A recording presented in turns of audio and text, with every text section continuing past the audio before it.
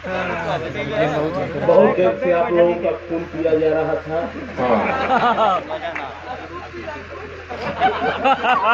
नहीं, मेरा ऐसा वैसा करने का कोई इरादा नहीं है।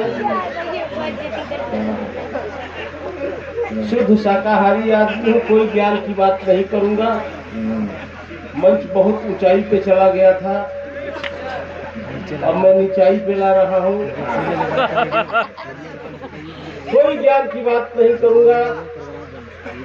मेरी कविता में आपको, मेरी शायरी में आपको कहीं भी दिमाग लगाने की जरूरत इसलिए नहीं पड़ेगी क्योंकि मैं दिमाग लगा के कुछ कहता ही नहीं। और सच तो ये है कि मेरे पास दिमाग है भी नहीं। लग रहा है मेरे माइक पे आते ही आप लोग इस तरह से शांत होकर मेरी तरफ देख रहे हैं जैसे मेरी श्रद्धांजलि दी जाएगी। नहीं, अगर जीवित होते एक बार जोरदार ढंग से जिंदा होने का सम्मान दे। तो मैं ये कहता मेरी कविता में कहीं भी आपको दिमाग लगाने की जरूरत नहीं पड़ेगी। इसलिए नहीं पड़ेगी क्योंकि मैं दिमाग लगा के कहता ही कुछ नहीं हूँ। और सच तो यह है कि मेरे पास दिमाग है भी नहीं। मैं तो उस टाइप की कविता, यहाँ बड़े बड़े शायर लोग बैठे हुए हैं, बहुत बढ़िया बढ़िया कलाम लोग बढ़िया बढ़िया शायरी सुनाते हैं। मैं तो उस टाइप की शायरी सुनाता हूँ जैसे बस और ट्रेनों में नहीं बैठते, झंडू बाम अभी लगाओ अभी आ रहा। ज्ञान की बात नहीं करूंगा। ज्ञान से मेरा वैसा ही संबंध है जैसा मल्लिका शेरावत का कपड़ों से।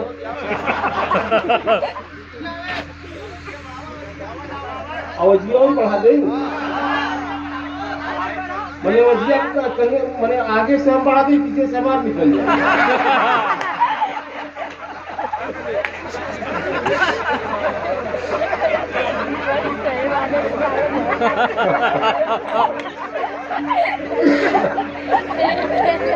बहुत कुछ मेरे विषय में कहा गया। एक शिकायत आदरणीय बदरुद्दीन साहब आपसे है कि आपने मुझे यहाँ शायरी पढ़ने के लिए बुलाया है या मिथिलेश भाई से मेरी शिक्षा लेकर करवाने के लिए। मिथिलेश जी आए थे तो मैं बहुत कुछ मेरे विषय में कह रहे थे कि एक आदमी में जितना मटेरियल होना चाहिए उतना लगा है लेकिन दबा दिया गया है। अब ये बताइए आप लोग कि इसमें मेरा क्या कसूर है? मैं मोटा हूँ, छोटा हूँ, जैसा भी हूँ, इसमें मेरा कहाँ कसूर है? भगवान ने जैसा मैं बनाया, जैसा मुझे बनाया मैं वैसा हूँ। तो भगवान भी खूब करता है, किसी को शरीर से मोटा कर देता है, किसी को दिमाग से मोटा कर देता है। उधर चला मेरे भाइयों के विषय में बता रहे थे कि इसके घर में उसी तरह के और लोग हैं, आफत गहमरी और मुसीबत गहमरी और क्या क्या कौन कौन गहमरी बोले इनके भाई। अब बता रहे हैं तो सही ही बता रहे हैं, क्योंकि हरिश्चंद्र के खानदान के इकलौते चिराग यही बचे हैं।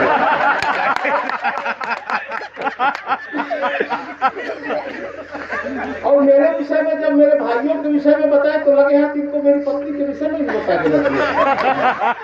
जैसे मेरे भाइयों का नाम आफत विपत क्या कुफुत और मुसीबत बता रहे थे, उसी तरह मेरी पत्नी का नाम सुरपणखा है, जो आजकल मेरे घर की ऐसी तैसी कर रही। अभी हम लोगों का राष्ट्रीय पर्व वैलेंटाइन डे बीता। आप जागरण से, मैं हिंदुस्तान से जरूर देखता हूँ।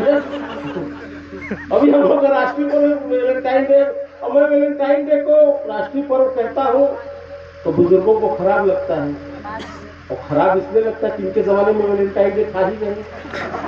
अब हम लोग के जमाने में वैलेंटाइन डे आया है तो इन लोगों को बुरा लगता है। लेकिन सही बताओ कि इस बार वैलेंटाइन डे के दिन मैं भी पार्टी में चला गया था। झूठ नहीं करूँ, आपकी कसम खा के कह रहा हूँ।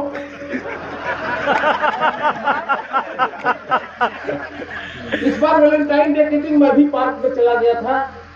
मैंने एक लड़की को फूल दिया, जैसे ही फूल दिया उसे खींच के झापड़ रहा।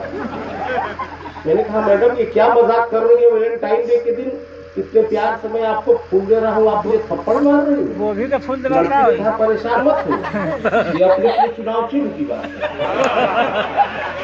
अब मजा लीजिएगा, तालियां बजाइएगा। लड़की ने कहा अपने अपने चुनाव चिन्ह की बात है, तुम्हारा चुनाव चिन्ह फूल और मेरा चुनाव चिन्ह पंजा।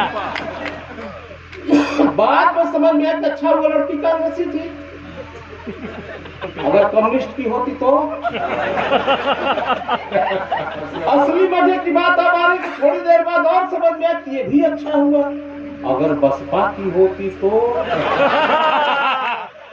दबा के मुँह आ देते। फिर वैलेंटाइन डे के दिन पाक से जो 4 पंक्तियां पैदा हुई आप तक रखता हूँ और उन